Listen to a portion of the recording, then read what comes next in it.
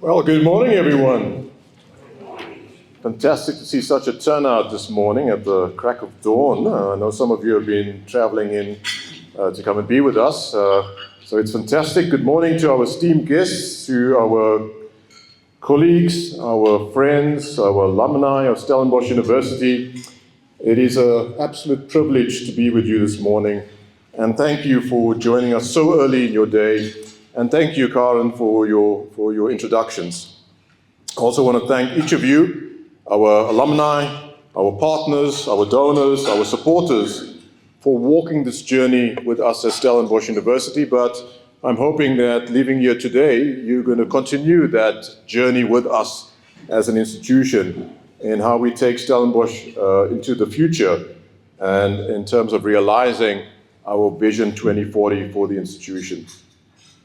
Now, as Karen has said, this gathering that we have, this breakfast this morning, it's not for formal presentations. It's really a moment for us to connect with all of our stakeholders as an institution, a chance to kind of pause together and ask some questions about our institution, about Stellenbosch University. What kind of university, but importantly, what kind of country do we want to build, and do we want to build through the kind of institutions that we have in the country, with the higher education institutions, and in particular, Stellenbosch University being one of them. Now, as Karen has mentioned, this event this morning is not just about sharing more about Stellenbosch University, it's also about celebrating the 100 years of the existence of the Faculty of Economics and Management Sciences, I should say. This year, our Faculty of Economics and Management Sciences, as I said, is 100 years old, over 100 years of developing ethical business leaders, public servants, entrepreneurs, and change makers. And I think if you look around the room, if you look around the country, you can see the impact that particular faculty has had on business in particular in our nation. But this is not simply a moment to reflect, it is also a moment for us to reimagine. As we mark this centenary, we stand on the threshold of a new era, one that calls for us to be bold, calls for us to be inclusive and agile in how we, as organizations, as institutions, respond to the needs of our society, but also to the economy. Our vision for Stellenbosch University is clear. I'm hoping that you've seen me in the media. We've had our media team do a lot of work in terms of getting the message out there. It's not just for Stellenbosch University to be a world-class African institution, but about one that drives inclusive prosperity and, importantly, long-term impact. If you see the vision statement that we have for the institution, it talks about all the great things we want to do from an academic perspective, but it's about the translation of those kind of academic outputs and outcomes into societal impact. The last 4 words in our vision statement is what you must take away. Everything that we do as an organization in service for society. That's the way we're looking at our role as a university and as a higher education institution in this country, but also on the African continent. Now, we must be honest about the context in which we work as a university. The higher education sector in South Africa is under growing pressure, but this pressure is not just on the higher education institutions in South Africa, it's also a problem faced by higher education institutions globally. There are funding shortfalls, and these funding shortfalls are increasing. Student demand is rising. You've seen in the last few months with certain executive orders that are being signed off in the United States, international donations that have been coming to Africa, and in particular, US aid, on which a lot of South African universities, especially in the faculties of medicine and health sciences, are reliant on, has been cut off. We've also had the instability at our student funding, National Student Funding Agency, NSFAS, and all of this is placing immense strain on institutional resources in the higher education sector, but also on student well-being. The real cost, as I said, is not just financial, it's also a human cost in terms of these challenges that we're being faced in the higher education sector.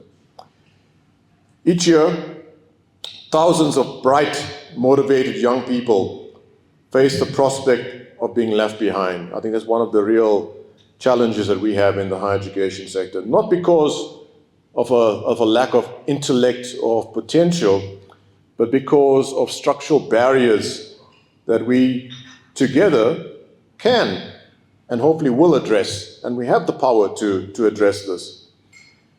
These are not just university issues, these are national challenges, and their solutions requires all of us. And that is the kind of power struggle that's being faced at the moment, and the pressures that are being placed on higher education institutions in South Africa and globally. At Stellenbosch University, we are deeply committed to driving measurable and lasting impact. This means building more than academic knowledge. It means shaping policy, advancing innovation, but importantly, creating opportunity. It means aligning ourselves with the national development goals and contributing meaningfully to economic transformation, health resilience, climate adaptation, and social inclusion. One could say that we have a significant role to play in terms of addressing the issues that are impacting our society today, but also about the wicked problems that are affecting the world at this point in time. And as an institution, we are not shying away from that. We're already doing a lot of this kind of work. You'd see that at the institution we have over 50 chairs that are focused on things like clean energy, data science, public health, food systems, and the list just goes on and on and on. We're involved in entrepreneurship. It's about changing a kind of mindset and a culture about entrepreneurship. We have entrepreneurship hubs that support student-led ventures and scalable social enterprises. We've got cross-sector collaborations that improve local governance and digital inclusion. And we are working on pathways for graduate employability that align academic training with market needs. So there were the three things that I want Stellenbosch University to focus on over the next 5 to 10 years. And front and center, I think, with any higher education institutions has to be academic excellence. And we will work really hard to enhance academic excellence in the institution. We know that Stellenbosch University is a good university. It's known internationally, has a tremendous international reputation. But I think we can have it being a great institution that is recognized globally for its excellence, not just in learning and teaching, but also in research and innovation, but importantly, in the translation of that into societal impact. So that's the first thing that I want us to do, and it's about changing the way we function and do our teaching and learning and our research, which is about a transdisciplinary way of doing it. It's about not just being this ivory tower that kind of puts the kind of solutions out there from the research that we undertake, but about really working with the industry, with the private sector, with civil society, with governments, and understanding what their issues are and finding solutions for those problems and challenges. So that makes it much easier to translate it into the solutions that society can adopt. The second thing is about the way we change our culture, our processes, and focus on our people. And when I talk about our people, it's about all of our stakeholders and how we take them along in the journey that Stellenbosch University is on. And it's about this kind of transformation of saying that if you want to be a world-class university, then you've got to have world-class business processes, you've got to have world-class infrastructure, and you really got to have an enabling culture that brings out the very best in your people, brings out the very best in your staff, brings out the very best in your students, but also brings out the very best in all of your stakeholders. So that's the second foci, and the third foci is on the whole sustainability and partnerships, and why partnerships is so essential for the sustainability of our higher education institutions and for us at Stellenbosch University. We believe that through our partnerships with industry, private sector, other universities globally, with governments, and in South Africa, government at all three levels, local, provincial, and national, as well as our partnerships with civil society in a quadruple helix kind of mode of engagement, we can really shift the needle in terms of sustainability and about driving the kind of societal impact. Now, these are not theoretical ambitions. They are real outcomes that we want to achieve because we want to make a difference. And that is important in terms of the way forward for Stellenbosch University. It's about being a university that really is committed to impact. For us, partnership should not be about charity, it should be about a real strategy. So let me be clear, we're not looking for charity. We are looking for strategic partners that are going to work with us to shift the pathway of our country, to put us back in terms of the pathway that we should have followed post-1994, and where was this mass exuberance about the potential of our country, but also at that time about the potential of our continent. So we are looking for strategic partners to work with us in this regard. We want to co-create. Obviously, there will have to be co-investment and to co-deliver meaningful results that benefit both society and business.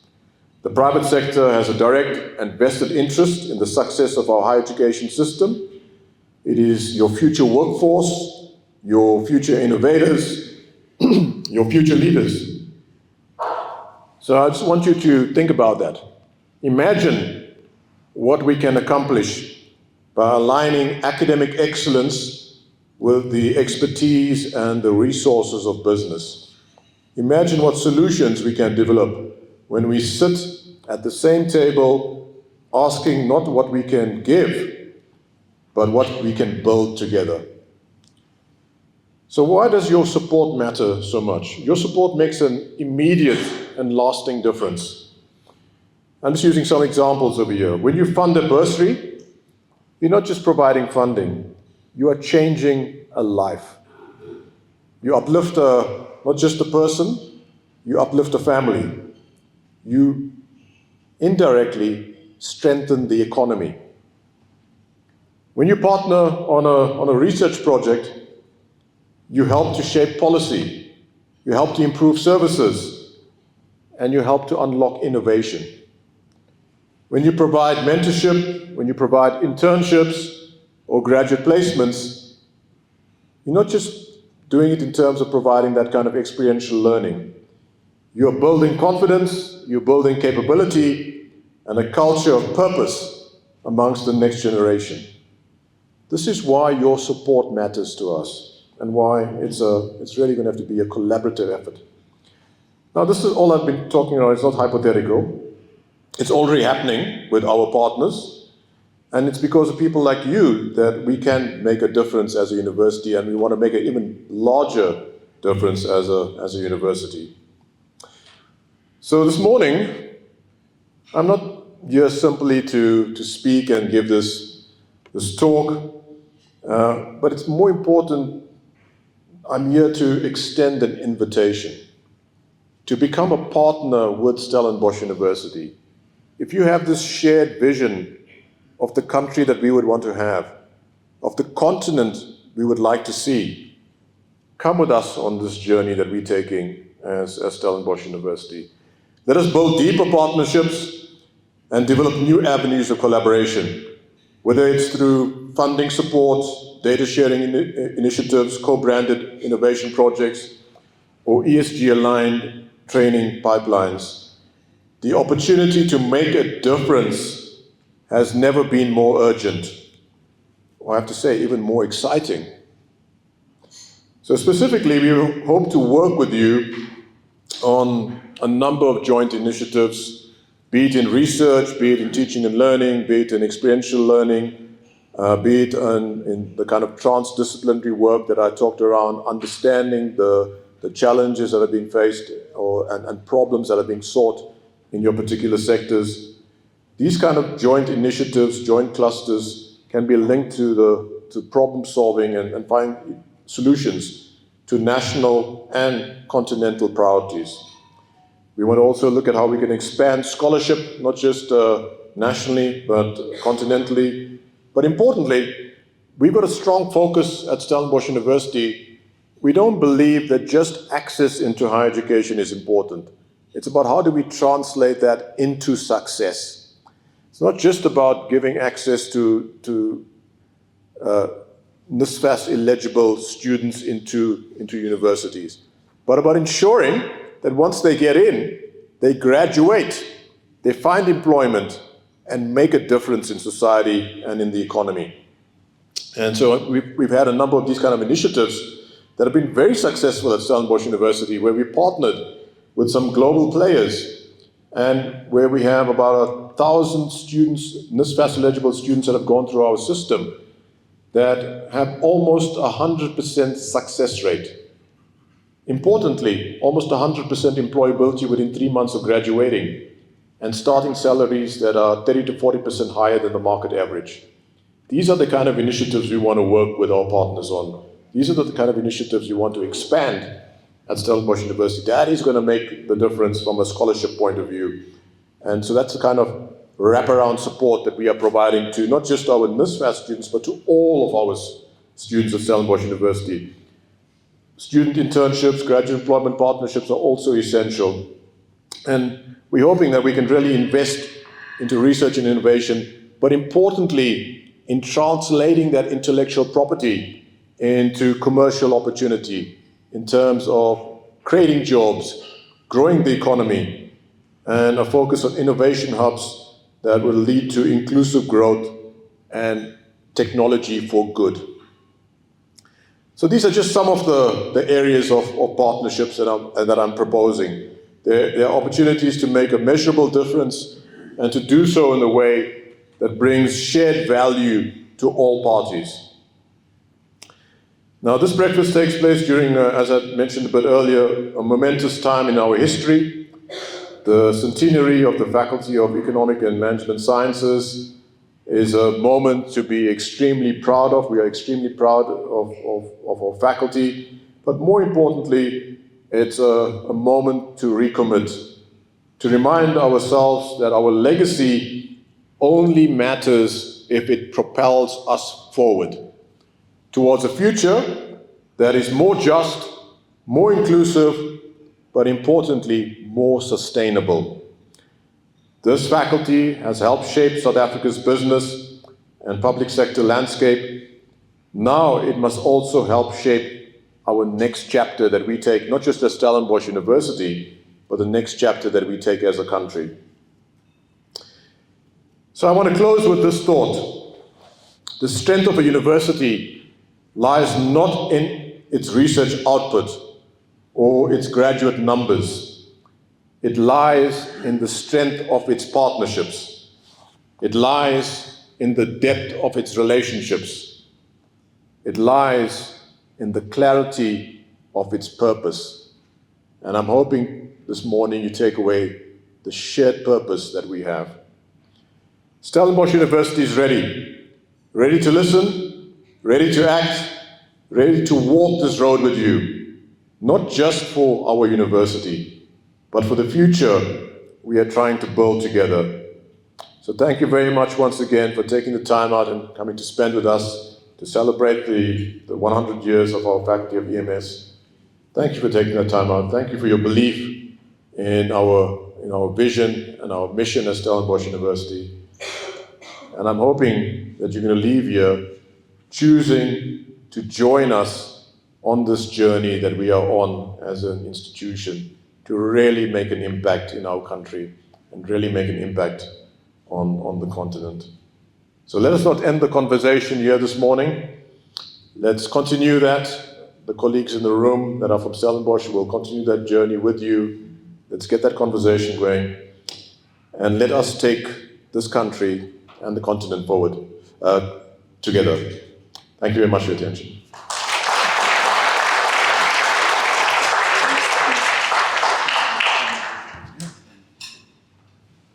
Thanks very much, Professor Paresh. We're going to go to Q&A time now, so I'm hoping we're going to have quite a few questions from the floor. Don't go easy on him. Ask those difficult questions that you were talking to your spouse about last night, maybe. It's also the first time that many of you have actually seen or met Prof. Paresh. And so we're also, as the university, getting to know the person who's now leading the university. So I wonder, Paresh, if I can start with something just on your leadership philosophy. You're now leading a big organization, and maybe some of the books or role models that have shaped your leadership philosophy. Andrew, thanks.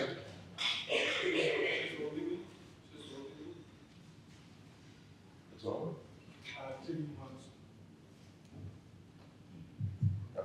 Thanks so much. So Andrew, there is no one book I think that I rely on in terms of leadership. I kind of looked at leadership in a way which is, I guess, in a way very different to what most university leaders look at it. I've looked at it as always kind of being in service of either the research team, of the academics, of the faculty, and now of the university. So it's very much focused on being a servant leader.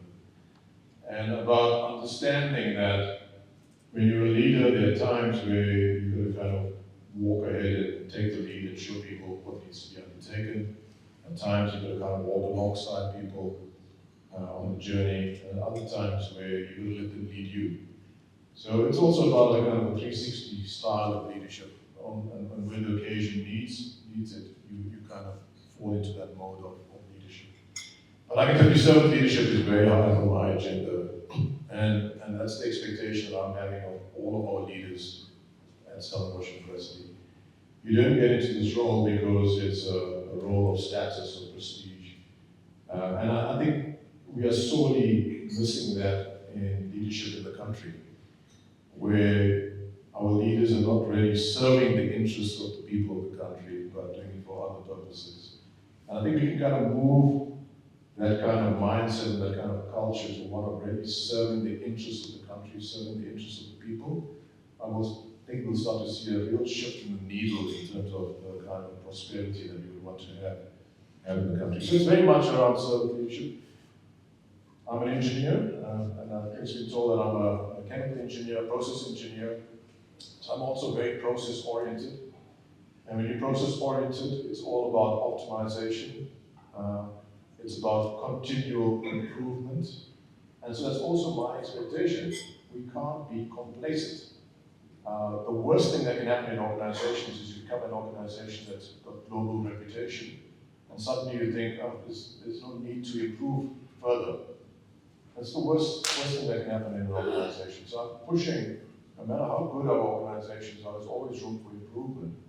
And it's that kind of attitude of good to great that really drives society forward, drives organizations forward.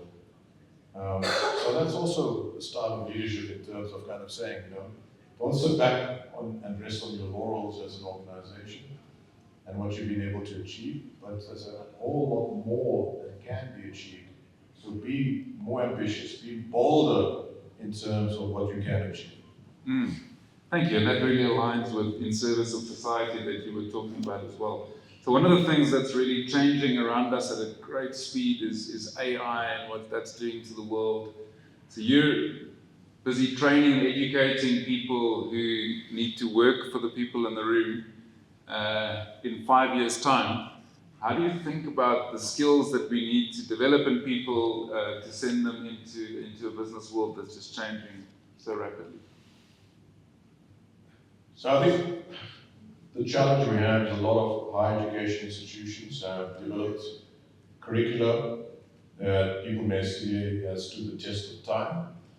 And so you find that academics are very reluctant to change something that works.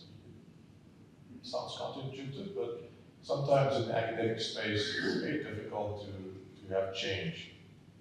However, I've been emphasizing that as universities, and in Stellenbosch University in particular, we're not just producing graduates for the jobs that we've had, or the jobs that are here today. We're producing graduates for the jobs that we may not even think about at this point in time. The jobs of the next 30, 40, 50 years. That's the type of graduate that we have to produce as a higher education institution. It means a graduate that, apart from disciplinary content in a particular area, has to also have the right kind of skill sets, the competencies, but importantly, attributes that will enable them to be able to unlearn and relearn. That's going to be critical in terms of the world of work of the future and the jobs of the future. So that is what we are really emphasizing. We've got a big project on academic renewal in terms of the way we kind of relook at our curricula and in our programs, but with the thrust being is about producing that graduate that can cope in a VUCA world, the world of volatility, uncertainty, complexity, and ambiguity. So there's a huge focus on that. It's not today. Today it isn't just about how good you understand your disciplinary knowledge and the disciplinary content. The so-called softer skills, actually, in my opinion, are the essential skills that make you useful in the world of work. And I think that's the focus that we are looking at. In terms of AI, I think it's, without a doubt, we've got to equip our students to be able to work with artificial intelligence. That's the way of the future. There's a lot of people that are very worried about artificial intelligence and how it will impact the kind of academic project, and in particular, the academic integrity. Because people may say, suddenly now students can cheat by using AI, but I'm saying no. AI must be seen as a tool to enhance the workplace and enhance productivity. And if we do the right work at universities in terms of embedding ethics and integrity, they would understand the manner in which AI should be utilized in work and in studies. So that's that kind of focus as well that we're pushing. So just as the World Wide Web, when I was a student, was coming into being, and everyone was worried about now suddenly what's going to happen to universities and higher education institutions, the World Wide Web became a powerful tool to enhance learning, to enhance functioning and operations. The same thing is going to happen with artificial intelligence. Great, thanks, Girish. So, I'm going to give a chance to members from the floor to ask more questions now, but maybe just one more from me. With technology, the other thing that's happening is more available online, and leading Stellenbosch from a financial and business model perspective, in-person learning versus online learning and access that people now have to content from all over. How do you see that fitting into the strategy of the university? So Andrew, we are a residence-based university. When I talk about residence, I mean all of our students stay in the university residence, but they come onto the campus. And at this point in time, we have about 35,000 students at Stellenbosch University. Roughly about a quarter of them are in university residences, three-quarter travel in, be it half a kilometer, or 40, 50 kilometers into campus. I believe into the future there is always going to be a need for residence universities. We are a social species. Relationships matter, networks matter. You don't create those online. You don't create those on the virtual space, at least as deep as you would want them to be in the virtual space. There's always going to be a need for that. Globally, if you look at the leading universities, even though they may have moved into a mode of hybrid or online learning, the core function is still on the campus. And it's because the experience that you have in the learning journey that you take is not just about content that's imparted. It's about the social experience that you have as part of that learning journey. The learning journey is not just about the formal academic program. It's about the co-curricular, it's about the extracurricular activities, it's what happens in the social spaces of the campus, it's what happens on the sports fields. All of that contributes to the learning journey and to the development of the kind of competencies and skills and attributes you want to have in a graduate. So I think we say that, you know, to enhance the learning, you're going to use a lot more blended learning, which talks about hybrid learning. There are going to be kind of continuous professional development programs that can be done online. They're going to be opening up access to higher education, which can also be done online. But I think to a large extent, the core of the university will remain a residence-based university. Must I like the idea of continuous professional development and for alumni to be able to continue to learn as well. Who's got a question? Do we have mics? Or do I give you mine?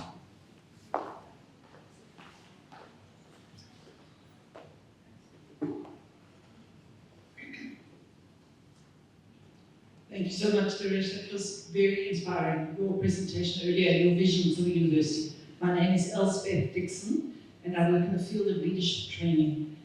I'm so intrigued by that vision of a university that is in service of society and a more collaborative institution, and we've used the word partnerships a lot.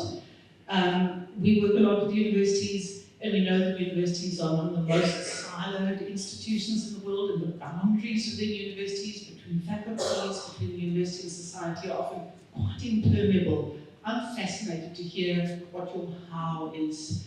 How do you think the university can begin to move meaningfully and soften those boundaries, particularly with the emphasis you've talked about already for students on soft skills? But how do you begin to achieve that culture change in a university, particularly one with long history, proud traditions, and so on? Thank you. So I think the issue of boundaries, or as I would like to call it, silocytis that exists in organizations is not unique to universities, but it tends to find its place at universities because we have disciplines. And disciplines tend to be siloed. And I think the challenge is when academics think about disciplines, they want to keep disciplines, and I think disciplines will never disappear at universities because disciplines enable us to go very deep in terms of understanding in a particular area. However, looking at where the greatest breakthroughs are being made in science, I use the word science very broadly over here, it comes about because it's not just about going deep, it's also about going wide. And it talks around interdisciplinary, multidisciplinary ways of working. And so part of that culture shift is to get our staff, our academics to understand purpose.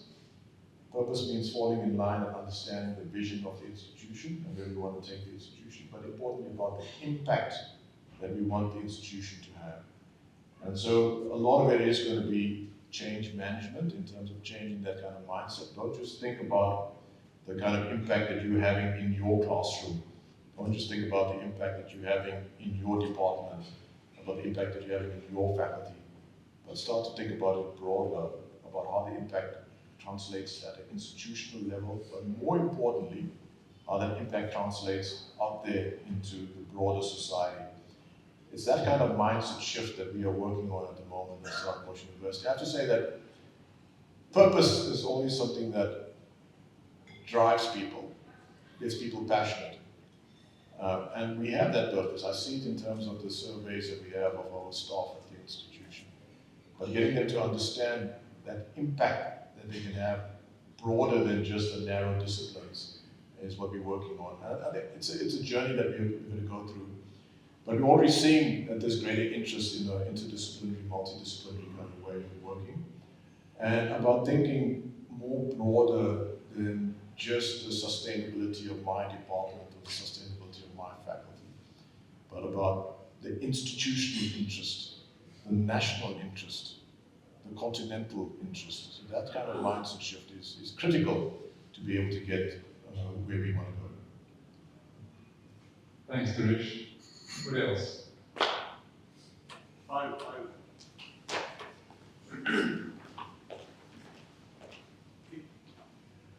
everybody. Hi. So, 4 years ago, I embarked on a journey to build technology for our aviation sector and to export. One of the biggest challenges we have is that typically corporates that are led by people that came through your university have a culture of importing and implementing foreign tech and not of supporting local companies that will build tech and export. So the challenge number one is cultural. From a thinking perspective, can we build technology or can we just implement it? And the other one is networking and funding and getting companies and funders and entrepreneurs together to take the country forward. That's the kind of challenge we face that you guys can help with. Yeah, we definitely can help in that regard. So you're right, I think the other hat that I wore a few years ago is I was the Pro Vice Chancellor for Innovation, Commercialization, and Entrepreneurship. I worked very closely in the office of the Deputy President of the country, looking at how we start to beneficiate in the country, not just about importing, about narrowing the trade deficit in the produced goods. And so that it requires a mindset shift about saying that we've got the intellectual power in the country to be able to beneficiate the resources in the country. So typically what happens is we are blessed with resources as a country, minerals and so forth. We export them at very low value, and then we import the finished products at 100 times, 1,000 times the value at which we exported it. That's a massive, massive issue. And we continue with that kind of mindset of importing everything, importing even technology and the solutions, we will not be able to really grow and industrialize to the extent that we should be as a country. At Stellenbosch, we are really wanting to change that narrative. Last week we celebrated 10 years of Launch Lab. Launch Lab is an incubator that we have at Stellenbosch University. We made massive strides as an institution in terms of taking intellectual knowledge, intellectual property that's within the institution and translating it into commercial opportunity. And in the last 10 years, we have spun out 38 companies in partnership with the industry and private sector. Those 38 companies are making a massive difference in the region. In fact, one of them is now a RAN unicorn, CubeSpace. They make satellites. And our ambition is to grow that even further. That over the next 5 to 10 years, it's not 38, but it's 380 companies that we have as an institution. But it's not just about the intellectual property that comes out of research and innovation in the postgraduate space. It's also about the ideas, the ideation that takes place amongst our undergraduate students, and about building a mindset and a culture of being entrepreneurial, even at an undergraduate level.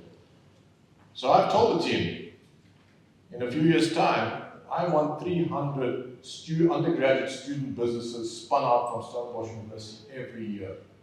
That's the kind of environment that we want to create. If you really want to grow the economy, if you want to kind of have job creation, that's the kind of mindset shift, the kind of entrepreneurial activity that we need to build into the economy. Thanks, Dinesh. Those of us who've got student children there or thinking of sending children, campus security has unfortunately been a bit of an issue. Your thoughts on what is being done in that regard? So we take security very, very seriously at the institution. The safety of our students, the safety of our staff is a very high priority. We've invested heavily as an institution in terms of enhancing security, but we are a university in an open town in Stellenbosch. And unfortunately, we know that there are challenges with crime around the country, and it's no different in Stellenbosch. But we're working in partnership with the municipality, we're working in partnership with the businesses in Stellenbosch to see how we, through various initiatives, can have safe zones, especially around the campus for students. But it's also about awareness, knowing that even though you are in Stellenbosch, unfortunately you're still in South Africa, and there's still going to be a crime issue, and you're going to be aware of that. As a university, we have over, I think, 200 security personnel on our campus, working very closely with SAPs, working very closely with other service providers from a security point of view in Stellenbosch. You get these stories that get out there, very unfortunate incidences like last year, one of our students was murdered. But if you look at the crime stats, over the last decade, we've seen almost a halving in crime on our campuses. So that tells you a lot in terms of what we're trying to do as an institution. Thank you. I see there's a question on this side.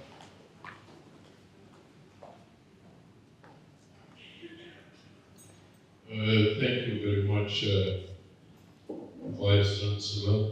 My name is Amando Tafikeni, the chairperson of the Public Service Commission.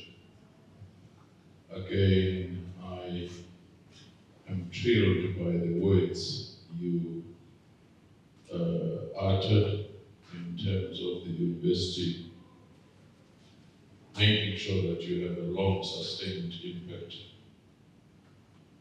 I've attended quite a number of these breakfast meetings, universities. The focus tends to be on business. The focus tends to be on social entrepreneurship. But I'm raising a question. What is the university consciously and deliberately doing in assisting in the professionalizing of the public service? Because very often we forget that business cannot operate optimally. Crime will thrive. Unemployment, economy can grow if you don't have state capacity and an ethical public service. We've signed an MOU with the university because we're looking for that kind of partnership. What is that focus? All other developing countries and developed countries have that professional layer of public service. And there's a dedicated focus in some of these universities in those countries on that particular aspect. So I'd like to hear. So thank you very much for that. Coincidentally, I was at an event at UNISA yesterday morning where we were talking exactly about that. So Stellenbosch University is partnered with the University of Pretoria and with UNISA. And I engaged yesterday morning with your minister. Mr. Buzalezi was there. And we engaged about the role that universities have got to start to play in professionalizing government. We are committed as a university to work with not just national governments and with national ministries, but also with provincial and with local government. I think it's critical, you pointed it out, if we don't professionalize government, we are not going to get the kind of service delivery that we want to see as a country. So we're committed in terms of working with government in that regard, but also we're committed to working in terms of influencing when it comes to policy development and so forth. At Stellenbosch University, we have a number of really internationally recognized research units and centers that work in this space. In fact, when I was talking to the DG Public Service yesterday, on the sidelines of the G20 later this year, we are looking at how we can actually bring some of that delegation to start talking around kind of public service initiatives, and especially around training and capacity development at Stellenbosch University. Thanks, Grish. One more question, otherwise I'm going to be fired from my job. One at the back.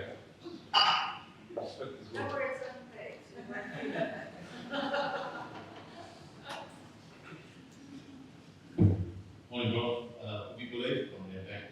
I'd like to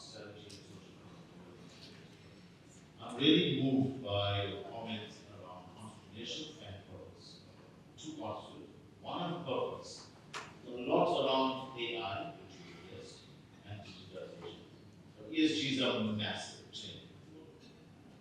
We're finding that even though there's a lot of opportunities as all of us grow into the space, that students are not work ready, either at post or undergrad to come in. Mostly what happens is they go to consulting companies and then come to us 5, 6, 7 years later.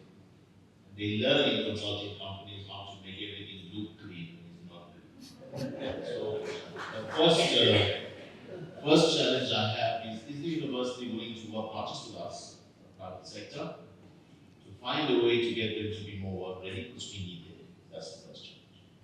The second one on entrepreneurship, I really like your vision about creating opportunities, the 300 I think you mentioned.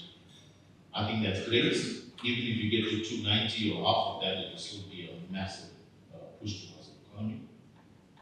Driving entrepreneurial spirit in this country is kind of like depleted over a period of time, and all we can do to try and boost that is massive. Are you prepared as well to link us back into those opportunities? Because there's huge pots of grant funding that is probably going into things that is not providing the impact of return that it should. So South Africa spends some of the most amount of money in social and economic development, but our results are in the bottom. So are we prepared as well to take those kind of opportunities into the private sector and to work closely with them? Thanks. Yep, the answer is yes, yes. So, I think you heard me touch a little bit about the type of graduate that we want to produce as an institution. But it starts with not just once a graduate gets out there, but also from the type of graduates in the system at the university. So we want to work with partners in terms of enhancing the experiential learning journey that our students take as well. That plays a significant role in terms of kind of fit for purpose that you want them to be when they kind of get out there into the workplace. And then in terms of entrepreneurship, that is my passion. I've been an entrepreneur. I've started up a number of businesses myself, from intellectual property. I think as Carl may have mentioned that I have a number of patents that I've kind of exploited and took out into startups and so forth. That is the area we really need to grow. The kind of entrepreneurial activity in the country really has to be enhanced. We cannot continue to be creating this narrative of saying that you come to university, we teach you to be really good employees, and then you go out there. No. You may become an employee when you go out there, but we're going to teach you to be entrepreneurial mindset, give you the kind of entrepreneurial skill set, so that hopefully you go out there and you think about creating employment, not just taking up employment. We want to really work with partners in that regard. As I mentioned, Launch Lab has been established. We've seen an exponential growth in the number of students that have gone through Launch Lab and have started up companies. I think in our celebration the other night, I heard about over 1,000, 2,000 students that have gone through Launch Lab. Many of whom have gone on to start up their own businesses. If we can expand that on another level of magnitude, I think we'll really start to see a serious impact in the country. Thank you very much, Girish. We've covered a lot of ground. Final word from you maybe that you want to leave this group with today. So first of all, thank you very much. I greatly appreciate that you're taking the time out to come and share with us, to listen to this vision and this journey that we are taking Stellenbosch and hopefully the country along with us. We can only achieve it through collaboration. We can only achieve it through co-creation, through partnerships. And I'm really looking forward to how we can work together. So let's do this. Let's work together and let's take this country forward. Thank you much. Okay, thank you.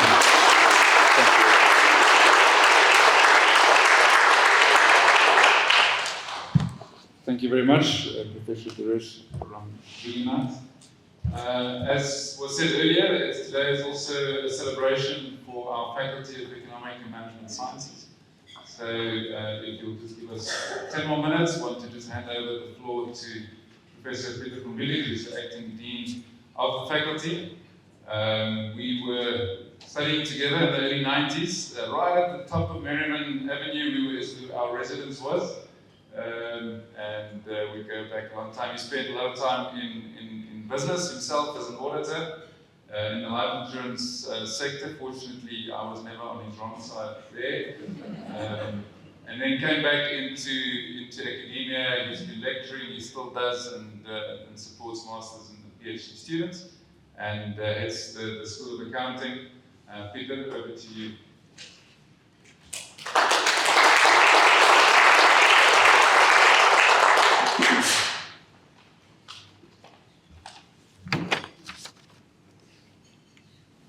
Thank you very much, Andrew. Thank you, Daresh. I guess I have the privilege of having two jobs to do this morning. The first is to say a couple of thank yous, and then I guess perhaps to help us change gears a little bit. We've been talking very much institutionally up to this point, but to shift our focus then perhaps for a couple of minutes to something that's really very close to my heart, and that is the Faculty of Economic and Management Sciences. So firstly, as I said, a couple of thank yous. Firstly, to every one of you in the room as our esteemed guests, ranging from alumni, donors, corporate partners, and friends of Stellenbosch University. Thank you so much for attending the event this morning, and in that way fostering your relationship with Stellenbosch University. We appreciate your time, your attendance, your attention, and your commitment to the university. Secondly, to Prof. Daresh, our Rector and Vice-Chancellor, thank you for sharing what I would call your emboldened vision of the institution going forward. I can tell you from the faculty's perspective that the Faculty of Economic and Management Sciences certainly agrees with where you want to take the university from a strategic perspective, and that we will support you and the institution at large on this very exciting journey to becoming a top 100 university. And then last but certainly not least, to our development and alumni relations team, thank you for putting together this great and wonderful event for us as an opportunity to share, to connect perhaps for the first time, and also for some of us to reconnect and also to network. So as I said, the second part of my job this morning is to shift gears a little bit and focus a little bit more then on a particular part of the university, namely the Faculty of Economic and Management Sciences. So as Karen mentioned earlier, we will soon be screening a short centenary video of the faculty. And in this video, you will see some of the previous deans of the faculty providing their perspective on the history of the faculty. So over the past century, the faculty has evolved in remarkable ways, shaped by the vision and the dedication of those who came before us. From its humble beginnings as a single department of economics in 1925, the faculty has grown to nowadays be the largest of the 10 faculties of the university. It has 10 academic environments and also houses various research centers. So as I said in the video, you will hear and see also clearly some snippets of the last 100 years. So that's the past. So consequently, I thought I might take a moment to turn our focus a little bit towards the future.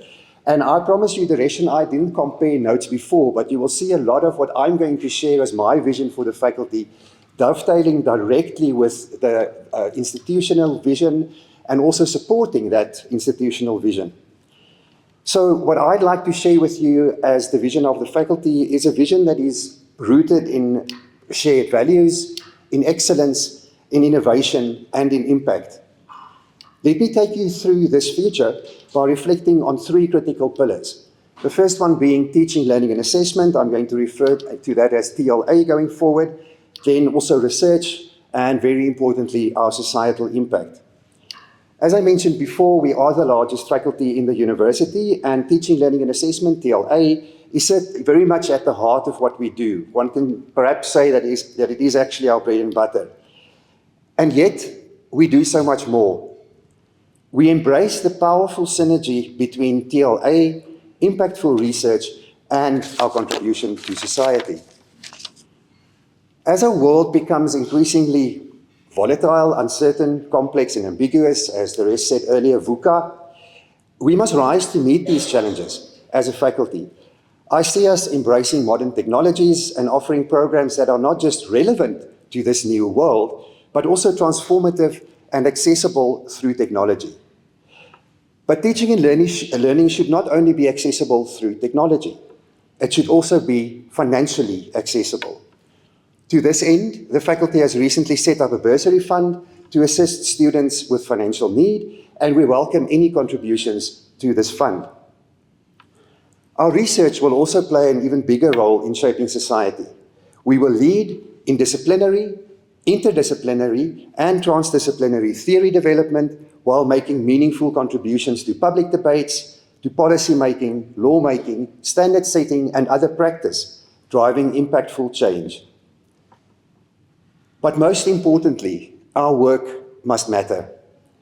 By excelling in teaching, learning, and assessment and research, we will deepen our impact locally, nationally, regionally in Africa, and globally to create a better world for all people. I'm confident that our faculty is ready and equipped and energized to realize this vision. With the talent, passion, and dedication of our staff, students, and alumni, I know we can achieve extraordinary things, and I look forward to discovering and navigating this journey with you. Forward together in transforming the economy and society. Thank you.